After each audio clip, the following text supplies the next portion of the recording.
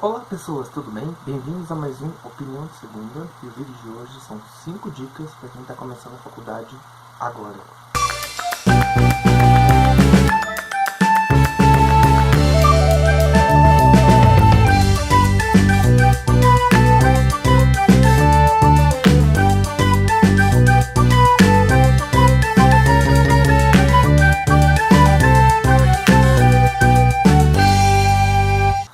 Gente, eu achei importante fazer esse vídeo porque assim, eu já estou na terceira faculdade, Macaco Velho, então, e tem algumas coisas que algumas pessoas me perguntam e alguns professores não dizem, que eu acho importante falar aqui para dar um panorama geral, algumas dicas bacanas que podem ajudar alguém aí nesse mundão do YouTube. Então vamos lá. Primeira dica: conheça a sua faculdade, a grade do seu curso e o curso que você está fazendo. Por que isso?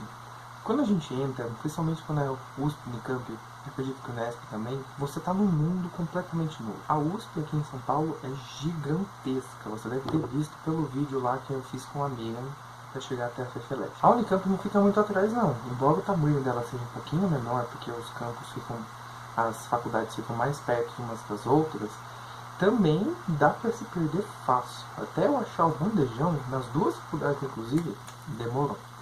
Então assim, nos sites das faculdades tem muita coisa bacana, e nessa primeira semana de aula vocês vão ter contato com calouros e palestras com professores, conversas com professores sobre várias coisas bacanas que acontecem e podem acontecer e tem na sua faculdade. Mas assim, faz aquela liçãozinha de casa, sabe? Eu sei que o nervosismo para chegar até o primeiro dia de aula, que é hoje na USP e na Unicamp, foi enorme.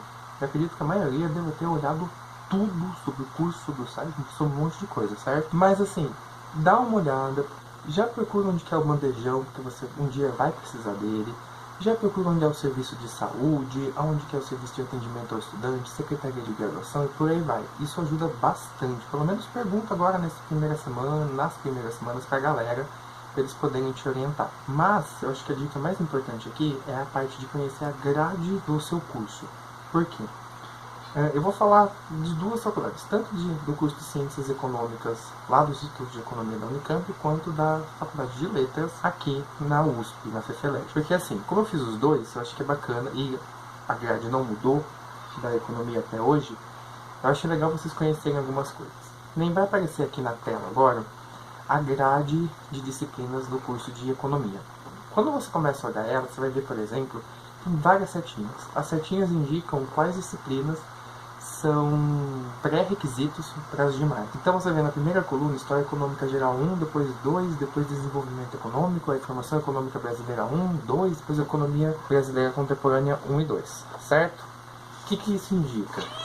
Indica que uma disciplina depende da outra, você não pode pular uma, geralmente não. E no curso de letras também tem isso. Embora o primeiro ano seja um ciclo básico, e uma disciplina não tranque a outra do seu semestre seguinte, depois do terceiro semestre a gente começa a ter, por exemplo, literatura brasileira 1, 2, 3 e 4, e a mesma coisa com literatura portuguesa. Fora, por exemplo, língua alemã, que eu vou começar agora, vai até os 5 ou 6, uma coisa assim. E, no geral, você vai vendo que as disciplinas têm uma continuidade, e isso ressalta uma coisa revela uma coisa muito importante, que é a importância de uma disciplina para outra. Quando você chega, por exemplo, lá no curso de Economia, em História Econômica Geral 2, pressupõe que você já sabe tudo que estava lá na 1. E o mesmo acontece, por exemplo, quando você tem Informação Econômica do Brasil 2, pressupõe que você sabe do 1, desenvolvimento e lá. De certa forma tem uma lógica para isso, obviamente. Porque você vai ver, no curso de Economia, por exemplo, você vai ver toda a história econômica geral do mundo, desde a transição do feudalismo para o capitalismo até os dias atuais, mais ou menos. Depois você vai aprofundar na formação econômica e na economia brasileira. E aí você vai poder fazer paralelos. Tá, o mundo estava assim, de acordo com o que eu vi naquela disciplina lá no primeiro ano. E o Brasil está nessa. Você vai conseguindo criar conexões muito interessantes. Então conheça a grade do seu curso, que vale a pena para você se planejar um pouquinho melhor. E além disso, você dá uma espiadinha, nessa primeira semana você consegue tirar algumas dúvidas de curioso já. Então vamos à segunda dica, que é sobre leituras e compra de livros. Metade da sala não lê os textos em dia. Você que está entrando na faculdade agora, tenha em mente uma coisa. Vale muito a pena, e é um processo de ensino e aprendizagem muito grande, você ler os textos que os professores indicam antes de fazer a aula referente àquele texto. Tem professor que é meio desorganizado e não fala, a aula que vem a gente vai usar esse texto, mas a maioria faz isso. E assim que você lê, você primeiro tem você tem um primeiro contato com o conteúdo, já tem ele na cabeça, se você fez um fichamento, por exemplo, você já tem um estudo feito daquele texto. Quando você chegar na aula e o professor começa a falar, você pode fazer os paralelos com os autores que eles indicaram. E é aí que, pelo menos eu, aprendo. Porque daí você lembra, você mas em tal parte do texto ele falou isso, isso e isso. Tem relação com o que você está falando agora, ou então eu não entendi muito bem o que está dizendo aqui, o que pode ser essa interpretação, ou por aí vai. Isso é bacana, justamente para você aprender. E, fora isso, que é o que eu vou falar lá no final do planejamento de estudos, te evita uma boa de uma canseira em dia de prova. Agora, sobre comprar livros, ainda nessa dica número 2, vale a pena? Eu acho que vale. A depender do curso que você vai fazer, se você tem a intenção de seguir naquela área com uma especialização, com um mestrado, um doutorado, ou mesmo se você gostou muito, gosta muito daquela área, vale sim a pena comprar alguns livros. Óbvio, se você tem condição de comprar, porque a gente sabe, tem livro que é caro para um caralho, infelizmente, e tem livro que não vale a pena comprar. Eu comprei um de contabilidade que eu nunca usei e eu vou acabar vendendo aquele negócio lá, se tiver atual ainda. Mas assim, por exemplo, agora no curso de letras eu comprei a Odisseia, a Ilíada, a Eneida. Eu tava com uma grana assim para poder comprar os livros, eu fui lá e fiz questão de comprar, porque são leituras maravilhosas. Já no curso de economia, que não é literatura em si, né, são textos mais técnicos, eu comprei bastante também, porque eu gostava muito. Eu fiz o curso de economia justamente para me aprofundar um pouquinho mais em macroeconomia, me aprofundar em macroeconomia e política econômica e economia brasileira. Então, assim, os livros dessas três frentes eu comprei quase todos. Então, Ricardo, Marques, Celso Furtado, Caio Prado Júnior, essa galera aí, teve uns que eu comprei enquanto estava fazendo a disciplina, teve outros que eu não tinha dinheiro naquela época, eu só tirei dos Xerox e comprei mais recentemente. Por exemplo, Casa Grande Senzala, que eu comprei há pouco tempo. Na época eu li um capítulo só e ou foi da biblioteca ou foi de Xerox, uma coisa assim. Então, vale a pena sim comprar livros. Porém, vale a dica, sempre útil, tem muito livro na internet. Eu sei que as editoras não gostam muito disso, mas assim, tem muita gente que disponibiliza capítulos de livros e isso ajuda. Né? O ideal seria que a gente pudesse comprar os livros, ter aquela biblioteca gigantesca, por aí vai, mas a gente sabe que não dá, não é mesmo? Infelizmente não dá. Então, você vai encontrar o seu caminho. Mas se você aceita uma dica, você puder, compre alguns livros. Principalmente se você vai querer fazer mestrado, doutorado, tem essa inclinação acadêmica, vale a pena porque você vai sim usar o livro mais de uma vez. Sempre tem aquela consulta que você precisa fazer para escrever um artigo, alguma coisa assim. Vamos então à dica número 3, que é sobre anotações e uso de caderno, ou fichário, ou caderno de desenho, ou computador, ou qualquer coisa. Eu resolvi colocar um negócio sobre anotações, porque uma vez eu recebi uma pergunta aqui no canal sobre como eu fazia as minhas anotações.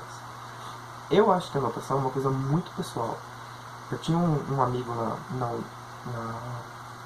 eu tinha um amigo na Unicamp, por exemplo, que ele anotava muito pouco. E ele anotava super pequenininho e a anotação dele era única, ímpar. Nunca vi ninguém anotar igual ele.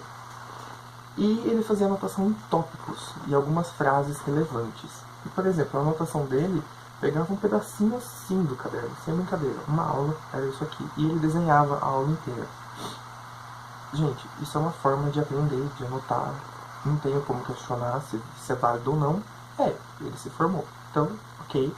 E ele tinha notas muito boas, o cara era muito, muito bom. Eu já gosto de anotar quase transcrevendo o que o professor fala.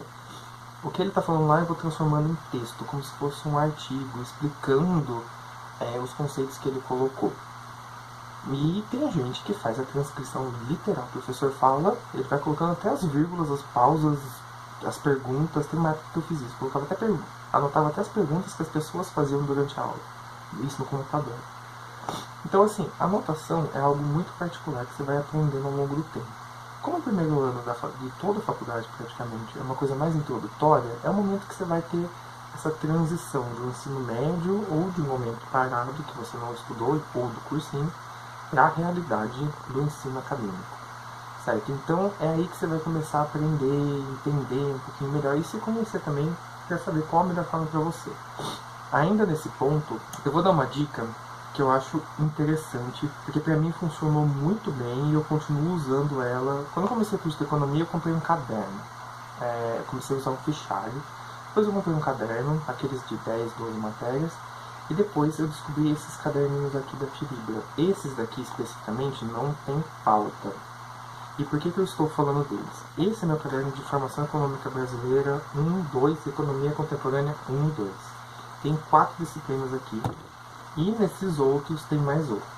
Aqui, se eu não me engano, Economia Internacional, aqui é Microeconomia, e aqui Macroeconomia e mais algumas coisas relacionadas. Como eu mostrei lá na primeira dica, no curso de Economia tem disciplinas que vão se complementando, tem uma grade específica para ela. Na Letras, como eu disse também, a mesma coisa. E na maioria dos cursos tem isso. Então tem várias disciplinas que vão continuando.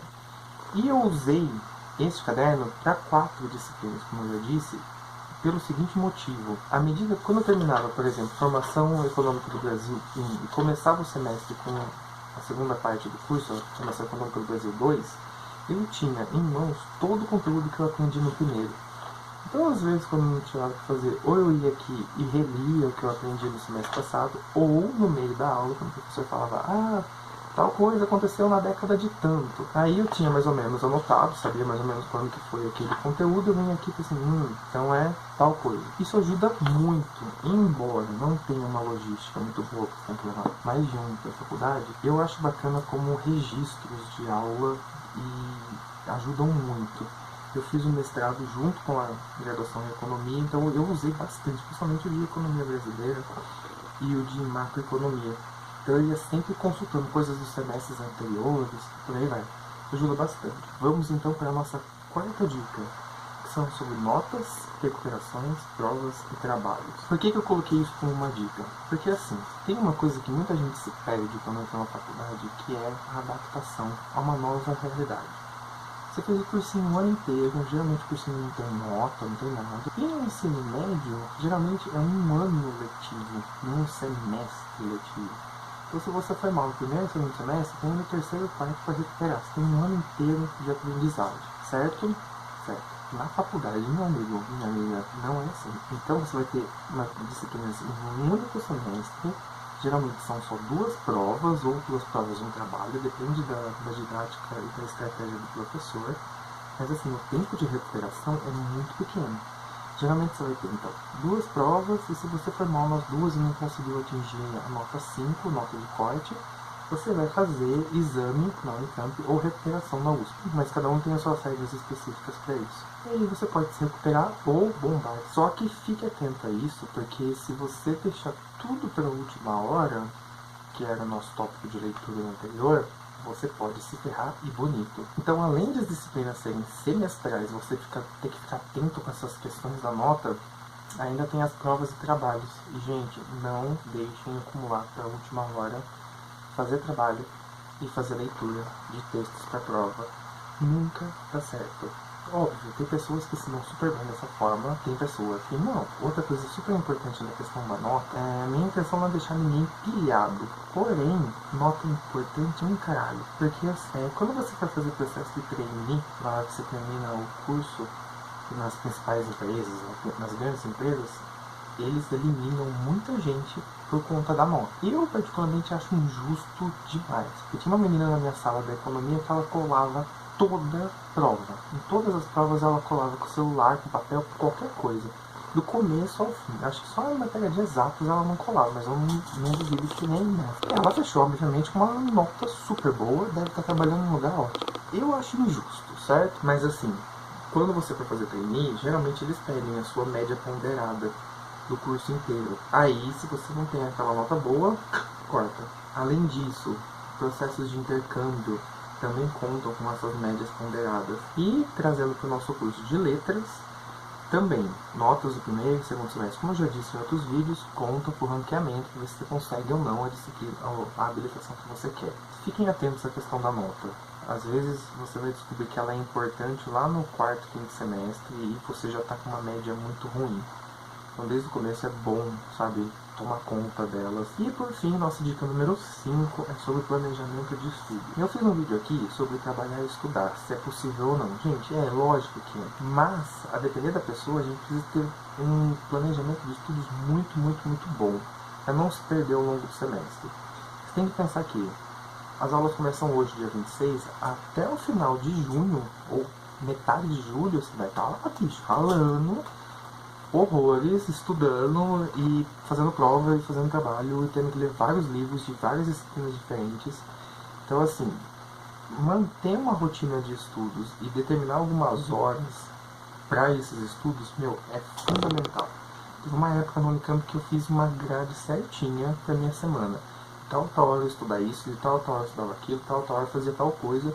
Tinha até horário de almoço, de descanso e de por aí vai. E deu super certo. Foi um dos meus melhores semestres. Foi um dos meus melhores semestres na economia da Unicamp. E inclusive no quesito nota. Então assim, não é difícil. Tem vários vídeos aqui no YouTube que dão dicas para isso, de como organizar seus estudos. Mas assim, abre um Excel, coloca lá, segunda, terça, quarta, quinta, sexta, sábado, domingo. E coloca geralmente o que você faz. Trabalho das 9 às 6, me locomovo até o trabalho, até a faculdade, das 7 às 9, ou por aí vai. Coloca todos os horários.